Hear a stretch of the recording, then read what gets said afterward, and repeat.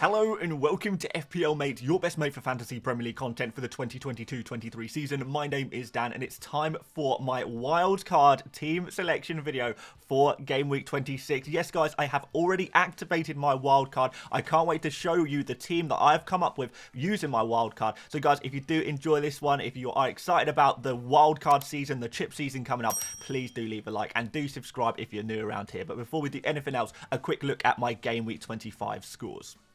Okay, so first of all, Game Week 25 scores. In general, it was a slight L of a game week, 84 points. It's not the best score in the world, but we didn't take any hits, and it was a little bit of a survival week in the end for me because I really decided that I didn't want to overcommit to the Game Week 25 double game week players. Not that I didn't like them, but it's just because I didn't want to be left with the players in my team afterwards, and I didn't really realise that I would be wildcarding until after the FA Cup results kind of thing, so it's a bit of a weird one. I would have probably overcommitted a little bit more, gone for the likes of Trent Alexander-Arnold, perhaps, maybe some other players from various teams, if I knew I'd be wildcarding these kind of players out straight away, but it wasn't to be. That's no problem though, really. At the end of the day, we did survive the game week, a tiny little red arrow. It's nothing too worrisome, I suppose. So happy in general. The good captain decision, got the captain decision right, which was very nice. We've done a few good captain decisions recently, so hopefully we can keep that form going, and overall it wasn't too bad in the end, but I'm sure a few of you guys got a slightly better score than me in this game week. Would love to hear from some of you guys. How big was your score? Who is the biggest in the comments section? Who's got the hugest of scores? I'm sure there's a few 100-pointer pluses in there, but yeah, with my game week 25 scores out the way, I think it's time to set up my game week 26 wildcard and our little strategy that we're going to be using with it. Okay guys, unlimited transfers on the wildcard. We're going to set this team up, and guys, if you are really wondering about what kind of strategy I'm going to be using with this wildcard team, I do really recommend you go and have a look at yesterday's video. It's probably my best video ever. Like, I've worked so hard on it, so I think it's really going to help you in terms of strategy. We will talk about strategy a little bit in this video, but if you want the nitty-gritty details, definitely go check out yesterday's video. So, unlimited transfers, let's start off with Kepa in goal. So, yes, we are sticking with Kepa Arrizabalaga. You know, guys, that I've been very loyal to this goalkeeper since the World Cup break, and I have a lot of confidence that it's going to continue. Yes, Chelsea are in a bit of problems in general at the moment, but we could potentially see a new manager come in, maybe shore things up a little bit. Kepa has been still playing very well individually. He's making saves, and Chelsea, despite the fact that they seemingly can't attack, they can defend, and they've got some really good defensive numbers, and that's been backed up with by a lot of clean sheets in the last month or so. So, in general, still really do like the idea of going for a nice cheap Chelsea goalkeeper. I think they can continue to keep those clean sheets, even if they're not going to be necessarily scoring a lot of goals. But when you're picking a goalkeeper, you don't really need goals from them, really, do you? It would be nice, but it doesn't really happen, does it? Let's move on into defence, guys. We have got Zinchenko. So Zinchenko's got Bournemouth up next, and I really do like the Arsenal defender because he seems to be being more creative, more direct, taking more shots on and getting further forward as weeks have gone by. Previously, he wasn't really getting involved in the attacks too much, but we have seen him definitely step it up in that regard and become a more crucial part of the attack for Arsenal. So that is going to give us a few assists. It's going to give us a few goals, and I think it could be kind of interesting to see what Arsenal can do in this next run of fixtures. Bournemouth, Fulham and Crystal Palace, even that Leeds fixture, really, really nice fixtures. The best fixtures of pretty much any team if we're only including single game weeks, right? So it's still very good. Arsenal, good defence as well here. Good opportunities for clean sheets against some weak attacks. So we should get clean sheet points. The creativity of Zinchenko should grant bonus points as well. And you never know, could get a cheeky assist as we've kind of seen over the last couple of game weeks with Zinchenko. One little note on Zinchenko, however, though, is because I do want to maximise the game week 29 doublers, because I want a lot of double game week players for game week 29, because I'm going to be playing the bench boost in game week 29 after using this wildcard. So Zinchenko is probably going to move out in that Leeds fixture. We'll take out Zinchenko. We'll go for another double game week player, and that's probably going to be Luke Shaw. Luke Shaw, probably a pretty direct switch there. They're similar kind of price. Luke Shaw plays against Newcastle and Brentford, two teams that don't score too many goals, so possibility for a clean sheet for the Manchester United defender at that point. But yeah, for now, next 3 game weeks, I really like Zinchenko so much that I'm happy to roll with him. Covers me for game week 28 as well. We need to make sure we have those players for blank game week 28 and get as many players as we can for that. So next up, we're going to go into defence with Henry. So Rico Henry, not to be confused with Thierry Henry. This is Rico Henry, still an absolute legend. We have got Fulham as the next fixture now, but more importantly, what we really like about those Brentford defenders is that they've got loads of double game weeks. They've got 2 double game weeks over the next 4 game weeks, and they don't blank in game week 28 either. So you are going to get a fixture out of them in game week 28, a home fixture against Leicester. So that's not too bad, really. And I know a few people are kind of a little bit concerned about these Brentford players.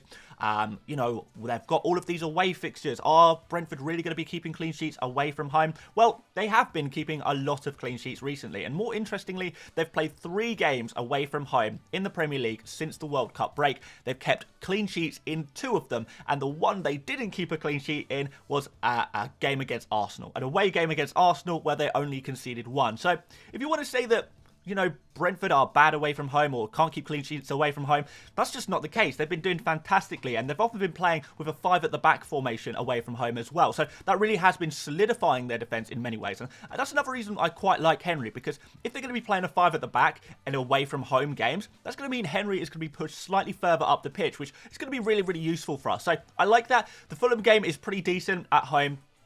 They haven't been scoring too many goals recently, but after that, those double game weeks, even the fact that they're away from home, it doesn't concern me, particularly with their defence, because we know they're keeping clean sheets in defence, and we know they're actually playing in a more defensive way in many ways when they're away from home. So there's a lot of positives to be had here about Henry, and that's why I'm picking him for my wildcard team. And we're actually going to double up on the Brentford defence with Ethan Pinnock. So yes, I am so confident that we are going to do it twice. So Ethan Pinnock, the 4.4 million defender, again, very good fixtures, doubles, no blanks. This is exactly what we kind of want from our players, and decent form away from home for Brentford in terms of their defensive numbers, certainly, which is very, very nice. 0.4% selected, so a bit of a differential as well here. I think in general, doubling up on the Brentford defence is going to be a small differential, because I don't think people are going to be too keen. They're going to see the away fixtures and they're going to be a bit frightened. They're going to think about the Brentford we saw kind of pre-World Cup and again be a little bit frightened. No, won't want to go there, but we're going to try and move with the times here and look at this new look Brentford and say, hey, we're going to go big on this team. Now, what you will notice is that I haven't got Ben Mee in my team, and that is for a very good reason. Ben Mee is much more expensive than these guys. He is 5 million compared to these guys, 4.5 and 4.4. And the interesting thing is that Ben Mee's numbers are not really better than the other Brentford defenders. You know, he's not scoring as many baseline bonus points. The only time that Mee has got bonus points is when he did score that goal. He's not really got any chances to score goals or get assists, other than, you know, that one time it happens. Like, I know that sounds like a bit strange to say, but the difference is that Pinnock seems to be getting chances to score every game. He does seem to be the primary goal threat from those set pieces since the World Cup. And that's not to say Ben Mee is not going to score headers. I'm definitely not saying that. He's still going to have those opportunities, but what I'm saying is the underlying numbers, and you guys know I love the underlying numbers. They're actually really similar for these players, and actually Pinnock is slightly better on the baseline bonus and on the XG, for example, than Ben Mee. And if you can get that slightly better pick for a significant cheaper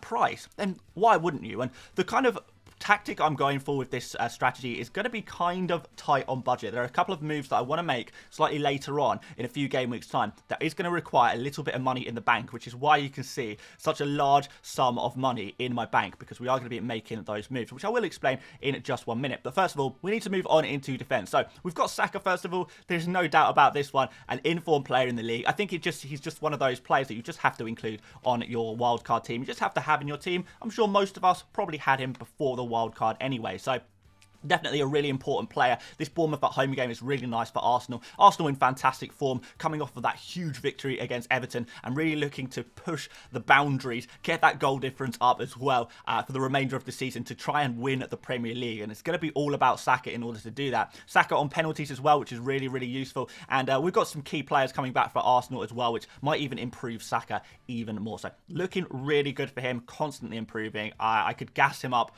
all day, but I'm not going to do that. You guys know that Saka is a great FPL pick, and so is Marcus Rashford. So Marcus Rashford coming in next, another player you just can't leave out right now. I know Rashford does have a blank in 28, but you have to hope that in game weeks 26, 27, he can make it up for you, make it up to you with that game against Liverpool, matching up against Trent Alexander-Arnold should be pretty good, and that Southampton game as well. And he's definitely a player that you're going to want to have in game week 29 as well. When we're looking at our game week 29 team, thinking about captaincy, Marcus Rashford, he is a real prime captaincy candidate. And that's primarily because there's no Arsenal double in 29. There's no Man City double in 29. So you can't go for Saka, you can't go for Erling Haaland. Even Harry Kane at Spurs is not going to be doubling in game week 29. So you can't captain him either. So we really are probably looking at captaining a Manchester United player. Probably going to be Rashford. Outside shout for Bruno Fernandes, I suppose. But Rashford seems like the captain. So yeah, I don't want to go without him. I definitely feel like you would want him in the next 2 fixtures.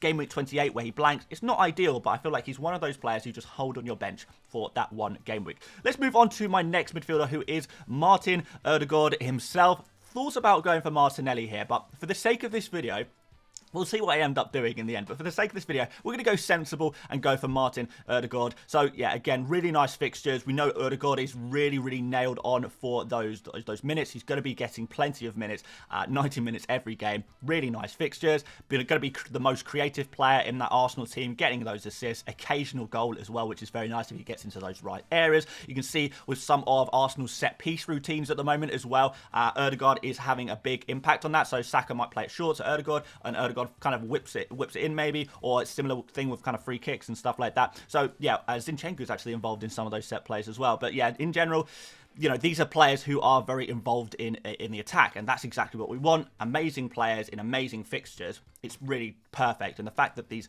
Arsenal guys are so cheap as well, there's no reason not to triple up on them really, especially as they cover you for game week 28. But once again, guys, from game week 29, because these players don't double, and they do have some kind of tricky-ish fixtures after game week 29 as well, we probably would be looking to move them on in the short term. So I already said Zinchenko, probably going to go out for Luke Shaw at game week 29, because I want to maximise my double game week players. And again, this is why I've got the money in the bank. I will probably, and this is my plan right now, things can change very quickly in FPL, but my plan right now is to move Ødegaard on to Bruno Fernandes and get that Manchester United triple up.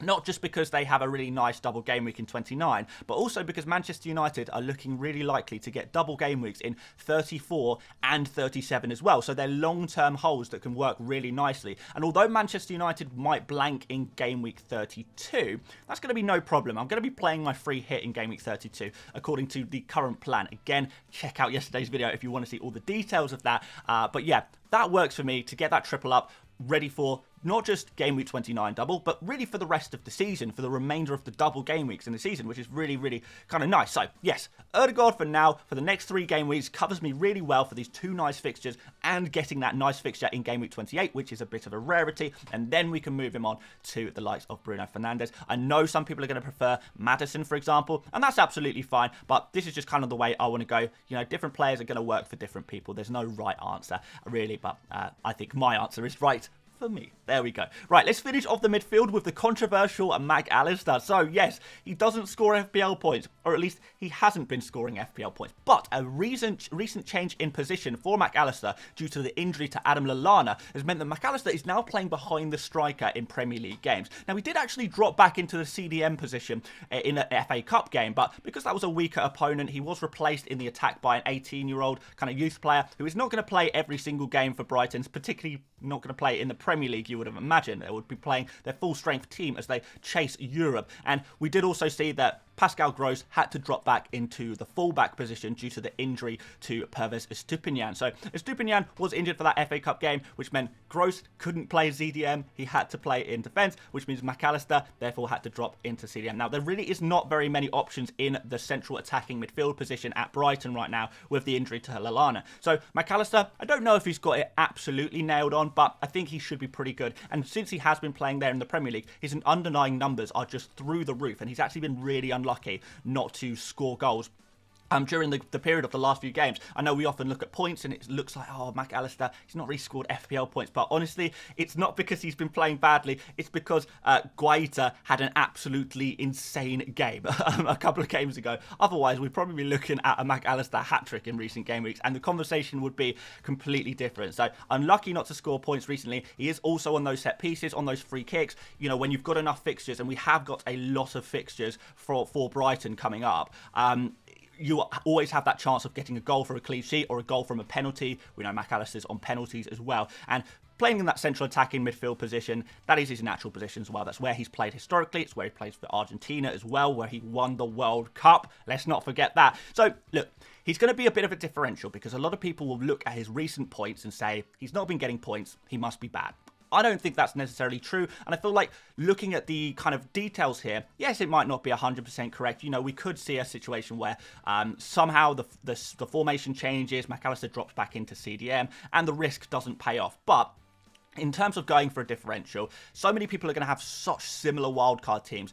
Just trying to go a little bit different here, seeing what we can do, try and get lucky with a penalty or a free kick goal. You do make your own luck in FPL, remember, so you've got to be in it to win it. Let's see what happens. Let's see what we can do. There's enough fixtures where you can get lucky because it's a numbers game at the end of the day, isn't it? So let's see what you can do. I'm kind of excited to go for this pick, guys. But look, if you don't like him, if you feel like it's a little bit risky, completely understandable. It's not going to be a pick for everyone. So don't let me kind of tell you that he's the right pick. He's just, again, the right pick for me, and that's what we've got to go for at the end of the day, the right picks for ourselves. I think we can move on to the forward positions now. So we've got Erling Haaland in here. I just can't go without him. Those of you guys who are following me at the beginning of this season will remember that I went a few game weeks without Haaland in my team, and it didn't go particularly well, leaving me around 4 millionth in the world after the first few game weeks, and I've been playing the big catch-up game since then. So not going to make the same mistake again. Newcastle, tough fixture, but hey, we're talking about the best goal scorer in the Premier League right now. And the Crystal Palace game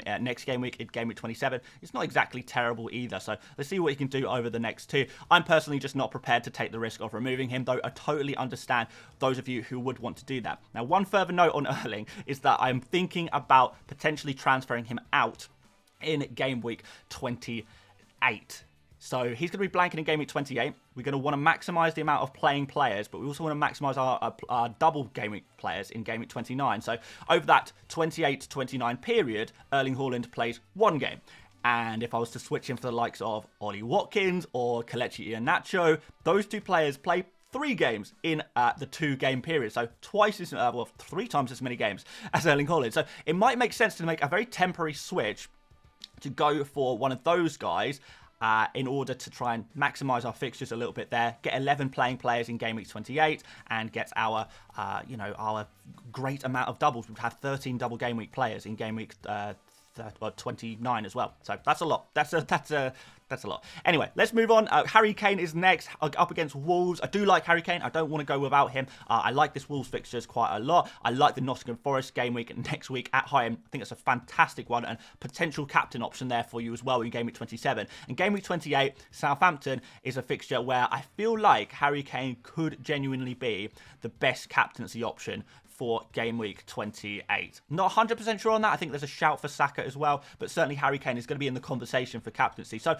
look, we've got a player who is really good. He's scoring consistent FPL points. He's not really getting many like mega scores, but he's scoring 6 points every game week. And, you know, it doesn't seem like anything flashy or anything like that, but he's doing the job for me. He's one player I've had for every single game week this entire season. And I intend to keep that trend going because he's really served us very, very well. He's the second highest scoring player in FPL for a very good reason, because he's just so consistent with his returns. Even that Everton game, like if you're going to have a single game week player, Harry Kane against Everton is not exactly the worst. You know, remember, Harry Kane loves playing against Everton. He scores so many against them. It's one of his favourite opponents. So, look, it looks good. I'm happy to roll with him despite the lack of double. At least he doesn't blank in 28, I suppose. And finally, we have got Tony. So Tony is an interesting one. We've spoken about the Brentford fixtures already, so I won't go over that again. We know he's a great goal scorer. We know he's the kind of really the talisman of the attacks of Brentford. So that's all very good. We know he's on penalties as well. Amazing. But the problem is, for a lot of people, they're worried about Tony because of his impending FA ban. So he is going to be banned from football, we think, at some point in the future. The hearing is in April, which takes us to game week 29, which means that kind of next 3 game weeks we're good to go, which is good. You know, Fulham, a double game week against Everton and Southampton, and then Leicester is not exactly a bad 3 game weeks. Even if you had the worst case scenario and you had to transfer him out in game week 29, you've still got a great 3 game weeks from him. And you would even, like, if I was to tell you now, Tony, I can tell you 100% that he is going to be banned from football for 6 months, starting from game week 29. You'd probably still say, I'd still quite like to have him. I'll just switch him to someone else in game week 29. I'll switch him to Watkins. I'll switch him to Iheanacho. It works for me. So if that's the case, absolutely fine. I think that works. I think that works quite well, and that's the worst case scenario. Really, we're probably looking at him potentially playing that double game week 29 as well, and perhaps even beyond that a little bit. But I would be looking to move Tony on at that point. So yes, I did speak about removing Erling Haaland for game week 28 and 29. In game week 30, I'm going to want to have him back. So Tony would be the player to make way for Erling Haaland, and there'd be a switch back, get him back in that way. So yeah, a little bit of a switcheroo there, but it maximizes your amount of fixtures in a short period of time, gets you those 13 playing players for game week for game week 29, like full 11 for game week 28, and you get Erling Haaland back right in time for Tony potentially getting banned from football. So I think it works. This is a little plan. I like it a lot, and it's definitely something that I'm looking at. Anyway, let's go on to the bench, guys. And you're probably thinking, Dan, where are the rest of your Brighton players? Well, they're hidden on the bench for you. So, yes, two Brighton players here with a home game against West Ham. We've got Sanchez here, who is going to be coming in and playing on the double game week. He's probably going to be my starting goalkeeper in game week 27 because he has that double. Same with March. He's going to be coming in and playing in game week 27 when he has that double. So, yeah, these guys, they are going to sit on the bench for now, and they're going to come in 27, which is really, really nice. And the great thing about going for Sanchez rather than a Brighton defender is that you can bench Sanchez quite easily and still get 11 men playing in game week 28, because Sanchez doesn't have a fixture in game week 28. He has a double in 27, a double in 29, but he doesn't have a fixture in game week 28. The same with all of the Brighton players. And it's sometimes going to be difficult to bench all of those Brighton players. But as my current setup is, because we've got Trippier and Burn, who have fantastic fixtures and a double game week in 29, after this Man City game, this is the tough one, right? We are going to have a situation where we are going to be transferring out Erling Haaland, and then we can simply bench the three players, McAllister, March, and Rashford. So those will be the three outfield players who you will be benching. And then, of course, you have Sanchez as well, who's your other Brighton player. He's going to make the fourth spot on the bench, the goalkeeper slot on the bench. Gives you a full 11 for game week 28. So whilst a lot of people are going for Raya in goal maybe, and then going for a Pervis Estupiñán or a Lewis Dunk maybe in defence, what we've got here is a way of getting 11 players in game week 28, which again, another little cheeky differential that not a lot of people are doing. And the other reason I kind of like this, rather than going for this, rather than a Pervis Estupiñán, is that Sanchez is super nailed. And I think that's going to be important in the long term, because we still have likely 5 double game weeks between now and the end of the season. Between game week 27 and 37, we are likely to have 5 double game weeks for Brighton. And for those 5 double game weeks, you really do want to make sure you've got those nailed players, right? And I feel like Estupiñán could potentially rotate a little bit, rarely, but a little bit, right? Could cause a little bit of disappointment. So Sanchez does give you that nailed on player, which I think is going to be very important indeed. So yeah, we're also going to have potentially a double game week in 30, 31, probably 31 for Brighton against Newcastle. So once again, we do want to make sure we're tripled up on Brighton, as we are, because we're going to get another double game week possibly very, very soon, even excluding the ones we already know about, which is absolutely mad. We're going to have double game weeks in 34, double game weeks in 37 potentially for Brighton as well. It's going to be double game week heaven for our Brighton guys. And yeah, like I said, the first double game week fixture that hasn't been announced yet for Brighton is likely to be against Newcastle. And we also do have double Newcastle here, Trippier and Burn. So that's going to give us 5 double game week players for a surprise double game week that not a lot of people actually know is coming up. Not a lot of people have kind of recognized that this is going to pop up out of nowhere at some point. We don't know exactly when. Could be 30, could be 31, could be slightly later on in the season as well. But it's going to happen. This fixture needs to be rescheduled at some point, and it's very nice to be ready to go for that. Now, of course, our Brighton players are likely to blank in game week 32. However, again, free hit in game week 32 kind of sorts that out. So that's the kind of plan I'm thinking of. Loads of doubles for those Brighton players. That's why we're packing them into our team. We've got Newcastle players. We're likely to get an additional double after 29 as well. And this is my team.